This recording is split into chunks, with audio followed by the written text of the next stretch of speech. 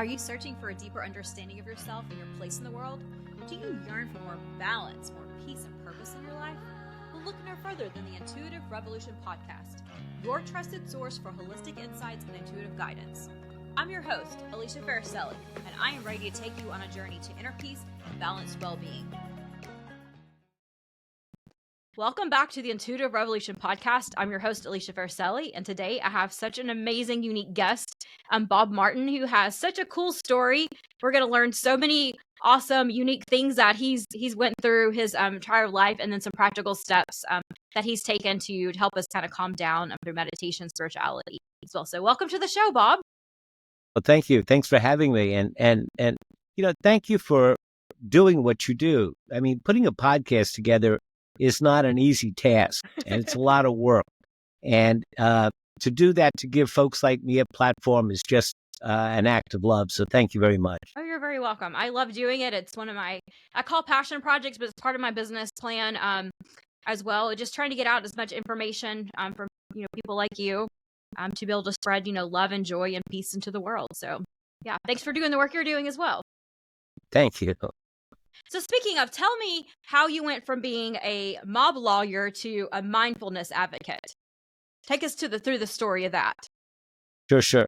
So, my story is unique, and I suppose everybody's story is unique. It's always one of a kind, but in some ways it's very common. And so yeah, I did wind up being a mob lawyer in Miami during those crazy cocaine cowboy days. If you ever seen the movie Scarface, yes, those were the days, and it was just like that. Wow. When you say mob in Miami, you're talking about the Italians are talking to the Haitians, are talking to the Cubans, are talking to the Colombians, are talking to the Peruvians. So, yeah, it turned out that we had hit, when I was working in the DA's office, we had hit the mob for a lot of money. And they came to me after I hung my shingle out and said I had to be pretty good to do that. And they started sending me clients. And I was, real taken with myself. I was, I was top of my profession, and we had a good arrangement. And I think this is important. I said nothing illegal, nothing unethical. And it's in their best interest to do that because they want to have a lawyer that's respected and believed and trusted by the courts. So it worked out for all of us. But I was hanging out with them, and I was going out to, those chrome and glass discotheques of the 70s and 80s. And, I was doing a lot of stuff I shouldn't have been doing and snorting up a bunch of stuff that I shouldn't have been doing. And my personal life was kind of taking a tailspin. So I was seeing a therapist. And I grew up in a family. My folks were immigrants, Eastern European immigrants, and through one act or another, all of our ancestors had been wiped out. And they just came to the conclusion that there couldn't really be a loving God that would allow those things to happen. So I didn't grow up in any kind of religious family, not atheist, just non-theist. It wasn't a conversation we had. So I didn't have a North Star particularly that guided my life, although my dad was very righteous, meticulous man who I loved and honored and respected a lot. But I was seeing a therapist, and I came to this crossroads in my life. And I went to George, my therapist. I said, George, what should I do? What should I do? Either I was going to continue on with this project that I thought was going to make me $1 billion or pull back from, I didn't know. What am I going to do? So he reaches behind, he grabs a bag and starts shaking the bag, and coins come out, and he drops the coins, and he starts making some mathematical calculations and drawing some lines on a piece of paper. And finally, he circles a number, 72 or 36. I'm not sure which one. And then he reaches behind him, gets this big book and opens it up to that chapter. And the title of the chapter is Retreat. And he shows it to me, upon which time I promptly cursed him out. because I was paying him $65 to be my therapist an hour. In those days, that was a lot of money. Yeah. And here he's throwing coins and telling me what to do. So I thought that was a little weird. So I stomped out and I drove around Miami. But that word was just there. Retreat, retreat. So I went to that project. I walked in and I said, it's over. I'm out of money.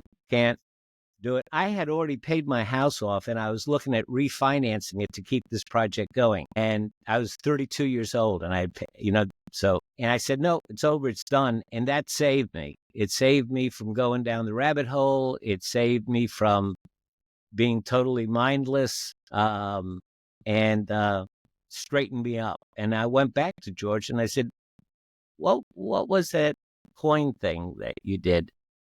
And he said, well, Bob, that was the I Ching. And I go, what's that? He says, it's a Taoist practice. I say, what's Taoism? So turns out George was the English language editor of Master I Ching, who was dig this, second generation monk from the Shaolin Temple. Wow. The Kung Fu, Tai Chi, Kung Fu, Shaolin Temple, 72nd generation, 1,000 years in his family, handing it down from generation to generation. So I met Master Ni. He came to Miami very, very often, and we had a little Taoist group, and I studied under Ni and George for 8 years, and it changed my life. At that point, I had a little problem with my clients because I'll call him Johnny. Johnny's son got arrested. And now there was no saying no to him. He wanted me to do things that I was not willing to do, and he was not willing to compromise. I was going to do them. Now, the only choice I had was to move, and I decided to move to North Carolina, which is kind of ways from Miami. We parted friends. I never had a problem after that. And when I got to North Carolina, it was like I'd had all this training now. I'd spent these 8 years studying under Master Ni. Now I was able to start my life completely over. And what a blessing that was. And so I dedicated myself to public service, and doing what Jesus Christ said was taking care of the least of these. And that's where I found my joy and my happiness and the like. So that's where my intuitive intelligence had been leading me. I just didn't know it. Yeah. That's so cool how you went from, something. So if you're like, throughout our lives, we're taught, I feel like in our minds, we're like, oh, success is, having like these amazing clients and having this big business and running around these big parties and all this, show stuff. But that really didn't bring you peace and happiness. It took having to remove yourself from that to get back into yourself, to find that joy, and to find your true purpose. And that's a beautiful, beautiful story. Thanks for sharing that. Yes, ma'am. Yeah. Yes, yeah, absolutely. So tell us some of these lessons you learned in those, was it 8 years that you studied? Well, since intuition is a big part of this podcast, I want to tell you a little bit about the I Ching. Yes. Because the I Ching was, I guess, it was studying the I Ching and having the tutelage of Master Ni to help me to understand it over those 8 years. That really was the transformative process. So this practice, which really kind of evolved out of old Chinese shamanistic practices, is really, Carl Jung, the famous psychotherapist from Germany, was totally taken with the I Ching, and he studied it for years and years and years, and he wrote many theses on it. And his theory of what the I Ching does is this: that it is not it's not a fortune teller, it's not an oracle, although many people think that it is. It has that reputation. But he said what it is this: is that you have two kinds of intelligences. One is a verbal intelligence, which is a rational thinking, processing type of intelligence. And then you have this intuitive intelligence that is really not verbal. It's there. It's what we call our hunches, what we call our sense of something's wrong here. Can't put my finger on it. It's that kind of thing. He said, what if there was a way that these two kinds of intelligences could communicate better with each other? And he calls the I Ching a Rosetta Stone between your intuitive intelligence and your verbal intelligence. And the way it works, you ask it a question which has an open-ended answer, like, what do I need to know about today's interview? Something like that. Yeah. And then you take the coins and you do some math with them. You throw them, you add up heads and tails and twos and threes, and you wind up writing down young yangs and young yins and old yins and things like that. And it all leads to a particular reading in the book. And the reading in the book describes a particular time in your life, like a time to advance, a time to retreat, a time to be quiet, a time to speak up, time to punch through. There are all these times. It describes a time, and it also describes the appropriate and best and most effective and efficient way to deal with and be in that time. But he said, more so than predicting that, what happens is that your rational mind is tied up with the mathematical computations, and your intuitive mind is working on the problem. And then when you read the reading, it's not that the reading is so terrific, it's that your intuitive mind is selecting the words out of the reading that are necessary to communicate the answer, which your intuitive mind has already figured out, Right. to transmit that to your verbal mind so that you can effectuate it. So that is how Carl Jung sees it working. So by practicing with the I Ching, what happens is you start to feel your way through life because I mean, I'm sure that you've experienced a time when you've got a great idea and you want to communicate it to somebody and nobody's listening, right? All the time. All the time, right? But then there are other times when people are hanging on your every word. So because life is cyclical, those times will cycle. And so the I Ching says, well, notice it when people aren't listening and be quiet. Don't talk. But use the time to figure out the best way to say what you want to say when it cycles around and people open up to you. And so you start to gain some mastery in life by getting muscle memory of these different times and recognizing it, and it kind of strengthens the intuitive portion of your mind. That's so cool. Sorry, I didn't mean to take so long. Oh, no, you're good. That's so cool. I love that you brought that up because it's like we have all these intuitive, like, all the answers are always inside of us. I'm a true believer of that. Always inside of us. So we already know the answers to whatever we're asking. We just don't, our Anything. ego doesn't trust our mind, just not connecting. So we ask for signs. So like, God or source or whatever, give me a sign in the world that I need to be doing this, or give me this sign, but we want a particular sign.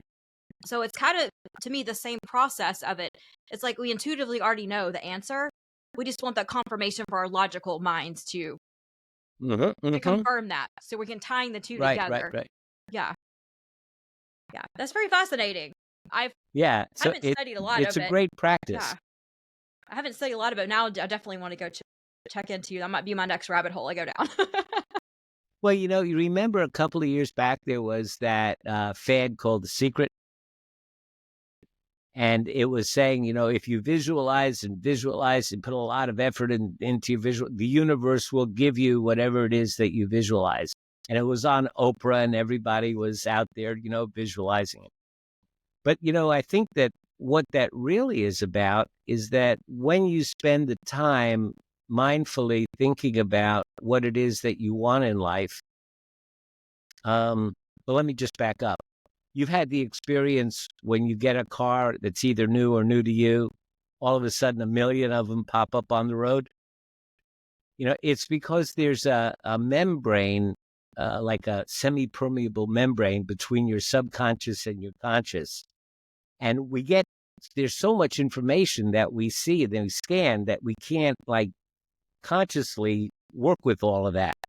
So subconscious only sends up to our consciousness that which it thinks is important to us. So when you get that new car, it says, oh, a Chevy Impala is important to her now. So it's going to bring up to your consciousness every Chevy Impala that comes across your scan. So like in the same way, if you visualize what you want in life, life is like a river and everything in the world is floating down it. But because you visualized it, when the thing that you need passes by, your mind says, oh, that's important. Be aware of it. And you reach out and grab it, and everybody else thinks you're just lucky. Right? You're just bringing what's already. So I think I totally agree with this. I think the opportunities are already there. We just don't pay attention to them. And so we have to bring it, like in our conscious mind, we have to be like, hello again. It's like, you know, Right. you can grasp this opportunity. They're always there. The opportunities don't go away. It's just the ones that we choose to focus on. And so again, it makes so much sense what you focus on. And there's so many, you know, neuroscientists and quantum physics, you know, professionals that are like bringing the science into the reality of it. But what you focus on becomes your reality. Right. So, you know, what meditation does for you is it's not about emptying your mind. It's not about sitting quietly. It's not about tinkle. Thank you. What it's about, taking that semi-permeable membrane, right? And designing it yourself so that the things that come up to your consciousness are the things that's who you want to be. So after a while, you start being the person that you design yourself to be automatically without trying to be it. It's cool stuff. I'm so glad you brought that up because I'm actually a meditation teacher too. People are like, I can't meditate. I'm like, I have ADHD. My mind goes constantly. I'm sitting in meditation. If my mind shut down, I'd be dead. And I tell people, like, your mind is never going to shut off because that's what burns your body, your thought processes. You can't get rid of. Even the people who are the top, you know, monks in the world, they still have thought processes. They just know how to release it and let it go and not ponder on that one thought and just get out of get out of the dimensional zone. And so I'm so glad that you brought that up, that is just not reality. And so people they don't want to meditate because they don't think they're doing it right or doing it perfect. And there's no right system to meditation. What are your thoughts on that? Mm-hmm. Absolutely. People think it's some kind of passive act. It's not. It's really very active. It's a time when, first of all, you get to give yourself the gift of spending a little time with yourself. Yeah. Which, you know, I mean, who has time to spend time with themselves anymore, you know? So that's a great gift. And, you know, we're human beings, and there's something that's just the very fact that we're human gives us a seat at the table of humanity. You know, we're the top of the food chain. We're extraordinary creatures. We are. And we don't take enough time to really honor that. So that alone is great. Yeah, the thing is that we live in our thoughts, and we don't distinguish the thoughts as something that we're not. And when you live in your thoughts, you see something, you have a reaction to it, it becomes your truth. You have no choice. You have no options. You're just being driven by the conditioning that the world is giving you. So when you meditate, through a very simple practice of just your mind wandering, noticing that it wanders, coming back, beginning again, you know, this very simple little practice, you begin to see and feel and become aware of the fact that you're not your thoughts, that you're the creator of your thoughts. And you're so much more than your thoughts.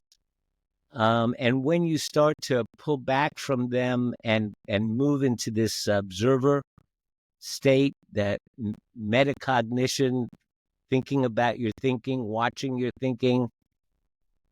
If I can be spiritual for a minute, for me, after years of meditating, I call it my soul. Yeah, same. You become reacquainted with your soul. And what you find is that it's incredibly kind and incredibly good and incredibly wise. Um, and um, and it's sometimes just, heartbreaking that the world separates us from that, over the years. That's beautiful. Because as you sit in meditation, you realize that your thoughts and the way that your feelings are not who you are. That you do have this. You are genuinely this beautiful soul, this beautiful being. I think the only way, especially today, to get to that point is to have to sit with yourself and to connect. Connect it. Your body is not who you are. Your body leaves and goes. We are a soul. Our souls are, whatever religion or spirit, whatever you think. If you have any type of spiritual thought process, there's a belief that your souls are eternal. Now, where they go is, depends on the religious aspects of, ties, whatever. But we're this soul. And I think every single one of us are brought in as this beautiful soul being. And that we have, our minds are attached, and we try to tie ourselves into our minds. We are our minds. We are our thoughts. We are our process. And then we start attaching ourselves to exterior things. Like that was the hardest part for me, was like, I was a mother. I was that was a single mom, but then I was a mom of adults. And then, I was now I have to attach myself, and I'm not just a wife. I'm a human. That's not, my soul is not attached to this, because when we leave this earth, that's not who we are. These are our experiences that we have, and we are not our experiences. We are just a beautiful thing. Yeah. So going down that rabbit hole. One time I was out eating with my wife, and she got a fisherman's platter, and it was supposed to have a lobster tail and scallops and shrimp and all sorts of stuff. So they come out, and there's crab legs on it instead of the lobster tail. And, so she says to me, I was supposed to get a lobster tail. And I go, hey, crab legs, lobster, crab legs, what's the difference? Yeah. No. I wanted the lobster tail. I was all set for the lobster. And I said, tell the waiter. And generally, I'm kind of non-confrontational. And, I said, nah, don't worry about it. The crabs are fine, No, tell the waiter. No. So she goes, put on your lawyer hat.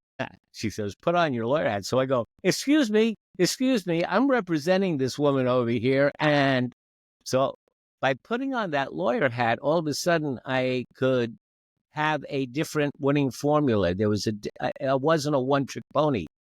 I was something else. And I say that to say that, our soul is that thing that puts on a lot of different hats. It puts on the mother hat. It puts on the teacher hat. It puts on this hat. It puts on that hat. And it's capable of doing all those things without losing its inherent intrinsic nature. It's not that it's being a chameleon or trying to fit in. It is finding the right way to deal with the situation. I mean, you can't act like a school teacher all the time when you're a mom. Right. Right? And you can't act like a mom if you're a school teacher. But sometimes a school teacher needs to act like a mom, and a mom needs to act like a school teacher. So you have to have that flexibility, and your soul is able to do that. Yeah. And still keeping your core values and your core who you are with it. Yeah. So tell me a little bit, because you have a great, interesting perspective of bridging Eastern and Western spiritual traditions. What is your thought process, and kind of how do you bridge those? Because there's such a huge gap, I feel like, in today, especially in society, and for what we're taught on a Western portion, of how do you bridge those two together? So, Father Richard Rohr, who's a Franciscan monk and writes a very, very universal concept of Christ, actually wrote a book called The Universal Christ. He he puts forward the metaphor that Christ is actually a subterranean river that flows underneath the surface of the earth and pops up with its wisdom and engages people all over the world from time to time as needed. I mean, of course, he was kind of kidding around with that, but I kind of liken that to the Holy Spirit. You know, and in Chinese, in Taoism, you know, the Tao, you know, is nameless. The Tao that can be named is not the true Tao, but it is likened to some kind of energy flow that surrounds everything. Yin and Yang are simply they're poles. One is called dark, one is called light, one is called male, one is called female, and they are a negative and positive pole, and the energy, of course, always flows between a negative and positive pole. The difference is in Taoism is that the negative and positive pole are like poles of a battery. They're not good and bad. Right. So although as human beings in our human manifestation, we feel negative energy as uncomfortable, and we feel positive energy as comfortable. But too much positive energy and we turn into blubs. Too much negative energy and we turn mean. So there has to be a balance. The female and male have to balance within us. That whole concept of thinking in those terms, how distant is that from the Holy Spirit? How distant is that from good and evil in terms of what gives us a joyful life and what gives us a sorrowful life, or a difficult or stressful life? There's not a hair's breadth of difference between it. So my evolution came about after 22 years ago yesterday, by the way. I was married to my wife, and she is a Southern Baptist Bible literalist. Oh, wow. She believes in the Garden of Eden, and she believes in Noah's Ark as historical fact. And fortunately, she is a saint. She is what in Buddhism we would call a bodhisattva. She is just an amazing human being. So we met on our values, but certainly not on our philosophy. And she thought my stuff was like totally weird. And I couldn't believe the science of her stuff. I mean, what do you mean the world is really 4,000 years old? Come on, what happened to the dinosaurs? You know. And so she would be going to her church and come back and tell me what it was like. And once I could take the kind of exclusivism and the dogma and kind of the stuff that's organized religion, say take those trappings away, I said, well, what was the lesson that you were taught? So she would tell me, and then I would say, well, Lao Tzu in the Tao Te Ching said the same thing. For example, Lao Tzu said, you know, if you should only lead if you're called to leadership. The Bible says Jesus went where he was called. Lao Tzu says that when your job is done, you should step down so that your work lives on. When Jesus' work was done, he ascended. Right. I mean, it's Right. all the same. Right. And I started looking in the Tao Te Ching and then looking in the Bible, and I would find the similarities. So then I gave myself the task of seeing if I could take the language of the Tao and turn it into the language of the Bible, keeping the same pace and themes and stuff. So I did a couple of chapters, and she read it, and all of a sudden, well, your stuff's not so weird. And I said, well, your teachings are just like mine. And we found a Rosetta Stone that gave us the ability to talk to each other on that level.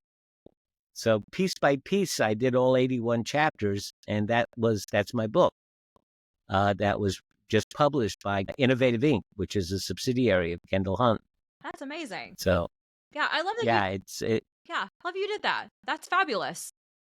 Because I feel like we're taught that we can't take pieces of each practices or each belief system, that has to be one way or the other. And that just, to me, I mean, wholeheartedly doesn't make sense to me, because I grew up in a, kind of getting to a little bit of my background, is like I grew up in a super strict religious, it was one way, like super Christian faith that was like hellfire damnation if you didn't believe their specific thing, that you were going to hell even if you called yourself a Christian. So I was like, this just can't be right, So I feel like we have, that's about most Christian faith is not quite that extreme, but we have a lot of that going on. And it causes polarity, and it causes one-way thinking. We can only have one way of thinking, which causes division. And we see that going on, not to get into political things, but we're seeing that, we're seeing that throughout the world and nations, that that's just not, it takes the beauty of the Spirit and the Holy Spirit away.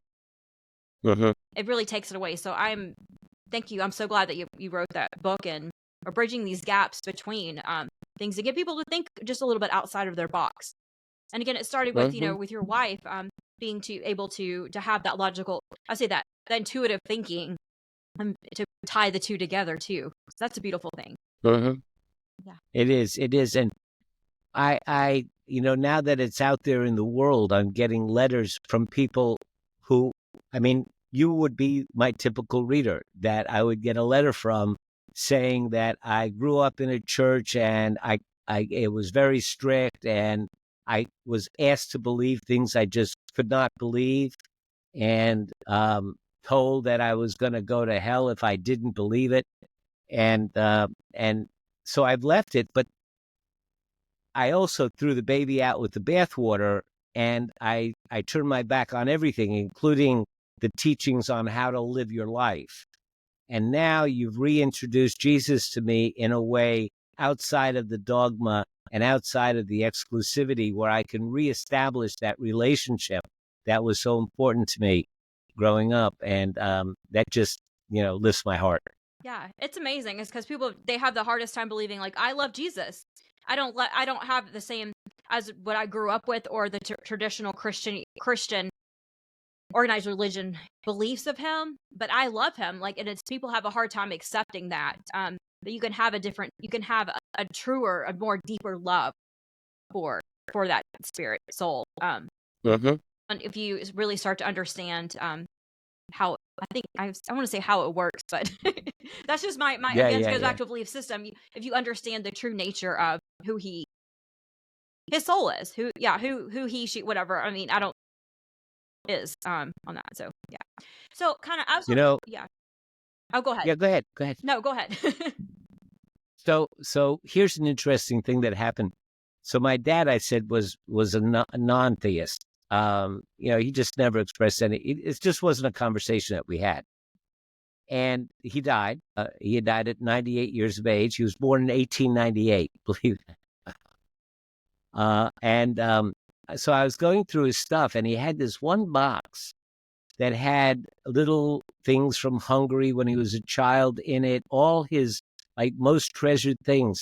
And in that box, I found a 1886 printed edition, canvas-bound, original edition of a book called The Lost Years of Jesus, Jesus' Travels in India. And this guy named Novatovich followed the path of Jesus, who, if you talk to an East Indian, they will say, oh, we know Jesus as St. Isa.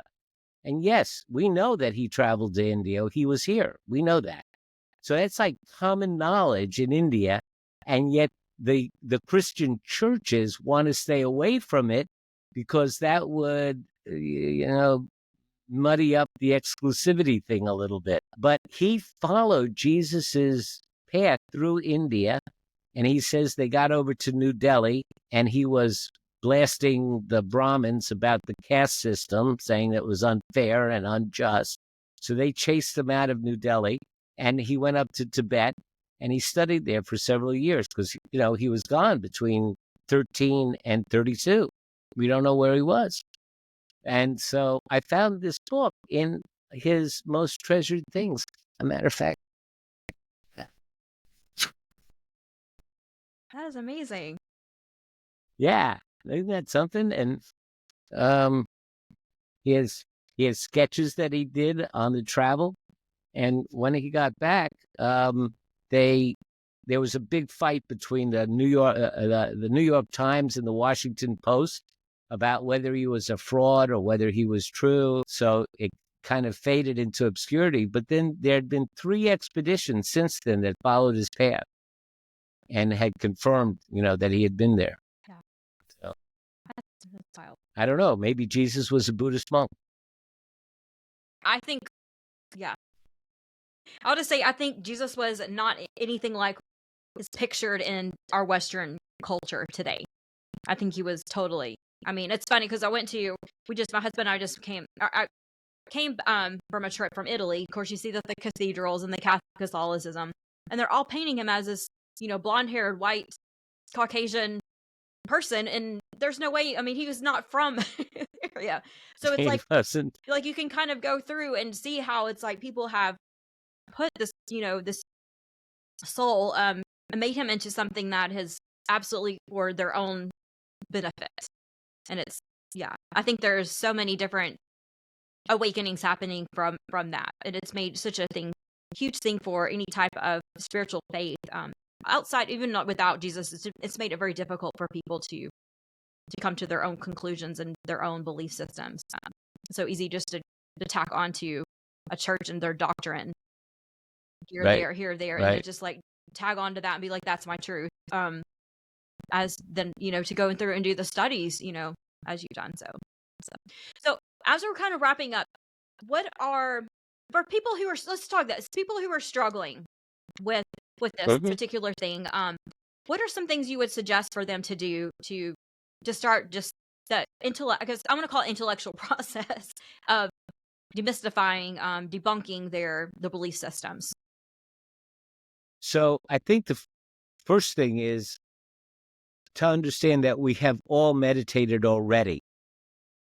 And you've had the experience of wanting to listen to somebody and then all of a sudden realize that you're not listening to them. Right? Yeah? Yeah, your mind. And when you cut, huh? Mind wanders, yeah. Yeah. So if you've been listening to somebody and then all of a sudden you find that you haven't been listening to them and you notice it, you get this little startled feeling, this little feeling of, oh, like waking up. We actually call that waking up. That's the waking up. And so meditation is all about having that little waking up and then saying, oh, let me go back to listening.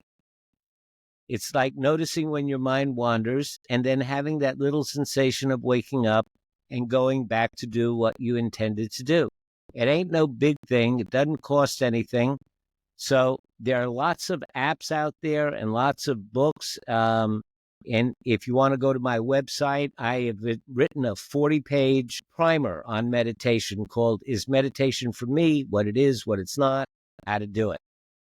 And that's absolutely free. It's my gift to your listeners. They can just download it. And that's a good way to get started. I would say that there are some good apps out there. Balance. There's an app called Balance, which is an AI mentor that will interview you, see where you're at, and make daily suggestions to get you started. I will say that there's probably nothing like having a coach, though. There just is nothing like having a coach. So I would say sit with the idea that maybe meditation isn't what you thought it was, and maybe it's a lot easier to do than you thought it might be, and open your mind up and take a look at maybe this is something that is good for you, that could work for you. The other thing I would say is just remember that you are not your thoughts. Mm-hmm. You have thoughts. You're the creator of your thoughts. but you're not your thoughts. And the only other thing I would say is make sure you have a pet. Have a pet. Have something that you can love unconditionally and loves you back unconditionally, just so you can have a couple of moments here and there, Yes. to pet your pet. Yes, my dog's actually, I have to, when I'm recording these, I have to put her in our pool house. I have to put her in there because she'll bark the whole time. So she's not happy with me, but Yeah. usually she unconditionally loves me. So. Yeah. And I had to say pet because I would have said dog, but now cat people are under the gun because of some politicians' comment on being cat ladies. So I just say pets. Pets, yeah. It could be a bird, it could be a frog, it could be whatever. It could be a bird, could be anything. Whatever, yeah. Rabbit, whatever you want to. Preferably not an alligator. Yeah. I'm in Florida though, so I know. Yeah, some people probably do have alligators. Yeah. Well, thank you, Bob. This has been so amazing. All your Bob's information will be in the show notes, so reach out, get that free meditation guide from him, and also your books. Links to that will be in the show notes too. So go grab some of those. Thank you so much for sharing all this information with us. Thank you so much for the platform you've created and for you.